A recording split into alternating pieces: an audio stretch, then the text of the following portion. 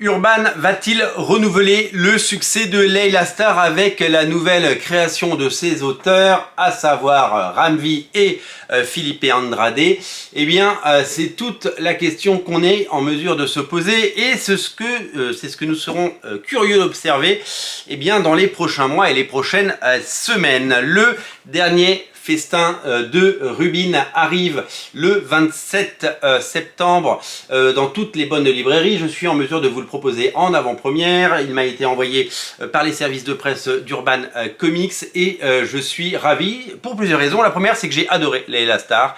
J'ai adoré toutes les morts de Leila Star. Un récit absolument génial. Phénomène de librairie, plus de 10 000 exemplaires vendus, certainement plus, mais le chiffre qu'on avait il y a quelques années, c'était 10 000.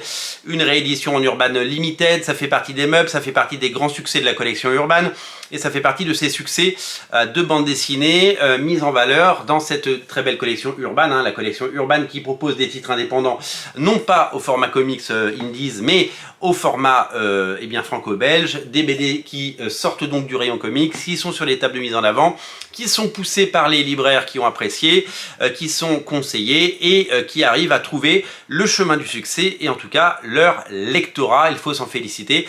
La bande dessinée anglo-saxonne et américaine recèle de pépites et si elles ne sont pas lues, c'est dommage. Et si elles sont découvertes, c'est un émerveillement. Leila Star fait partie des premiers titres à gros succès comme Nice House on the Lake chez Urban. Alors Nice House on the Lake, c'est 10 fois plus de ventes, c'est vraiment du maxi phénomène. Cette série, cette collection Urban, elle réédite soit des grands classiques, des choses qu'on a déjà vues dans d'autres collections comme Descender, Ascender notamment, East of West, qui trouve dans cette collection un bel écrin et un beau refuge et ça propose aussi des récits nouveaux et inédits de Rick Remender notamment comme Sacrifice, Briard de Christopher Cantwell ou encore Leila Star et celui-là, le dernier festin de Rubin. Ils ont gardé la couleur rose qui était sur le Leila Star et donc ça fait plaisir parce que dans la collection ça fera joli, des livres qui mettent en valeur le travail des auteurs et qui donnent surtout sa chance au produit puisque d'un coup ils sont pris en main, découverts, lus et c'est ce qu'on souhaite à tous les bons titres, c'est d'être évidemment lus par le plus grand nombre. Qu'est-ce que c'est que cette série? C'est une série publiée comme Leila Star par Boom Studios aux États-Unis. Vous le savez, chez Urban ils aiment publier les titres de Ramvi qui publie aussi quelques titres, vous le savez, chez iComics où il y a eu This Savage Shore qui a eu a priori un joli succès et l'arrivée très prochaine de Dawn Runner avec Ivan Kegal au dessin, sorte d'évangélion, nouvelle génération, assez jolie. J'ai eu la chance de lire cette série en version originale, elle est vraiment très très belle et il y a une version en noir et blanc qui est assez fameuse aussi. Donc, après le succès de Leila Star, ces deux auteurs se sont retrouvés, non pas pour faire une suite ou faire la même chose, mais pour raconter une histoire totalement nouvelle et totalement différente. Ça ne s'appelle absolument pas le dernier festin de Rubin en version originale. Ça s'appelle Rare Flavors, c'est très dur à dire, des saveurs assez rares.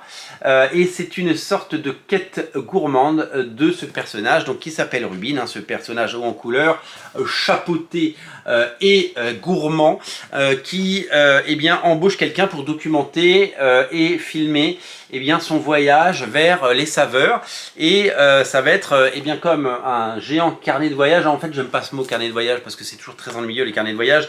Ça va être une sorte de quête vers l'essence, vers les goûts et vers la découverte des gens, les rencontres, mais aussi leur culture culinaire et évidemment des véritables rencontres avec des dialogues et bien sûr cette rencontre entre ces deux personnages qui vont mener cette aventure. J'ai eu la chance de découvrir le premier numéro, je crois que c'était il y a 1 an à Londres et donc j'avais acheté que le premier numéro à l'époque parce que j'étais pas tombé sur la suite et puis après genre le numéro 3 est sorti, j'avais pas le 2, enfin vous connaissez l'histoire et je me suis dit que ça ferait un très beau bouquin. Une nouvelle fois, c'est toujours intéressant. En tout cas, le premier numéro était très chouette. Donc j'ai hâte de me plonger là-dedans pour et voir si ces auteurs ont réussi à nous charmer comme ils l'ont fait la première fois avec Layla Starr. En tout cas, je souhaite évidemment à ce titre, à ce succès, le succès qu'il mérite. Et puis je vous invite à le découvrir très bientôt. On en reparle dès que c'est lu et on en reparle bien entendu dès que c'est en librairie. Je crois qu'il y a une tournée des auteurs qui est prévue sur des festivals et des librairies en France. Et donc, une nouvelle fois, ce titre est accompagné. Quand il y a des belles ventes en face, ça débloque des budgets pour évidemment accompagner la sortie d'un titre et peut-être lui donner encore plus de visibilité. Ça s'appelle Le Dernier Festin de Rubin, c'est du Ramvi et du Philippe Andrade et c'est disponible ce mois-ci, à la fin du mois, chez chez Urban, il n'y a pas le comics, chez Urban, dans le beau label, la belle collection, une collection qu'on adore, un quasi sans faute comme je l'ai déjà dit, et une collection qui semble avoir pour le moment pris le dessus sur la production super-héroïque comme on l'a vu, mais vous savez, la roue peut tourner, donc il ne faut jamais dire jamais.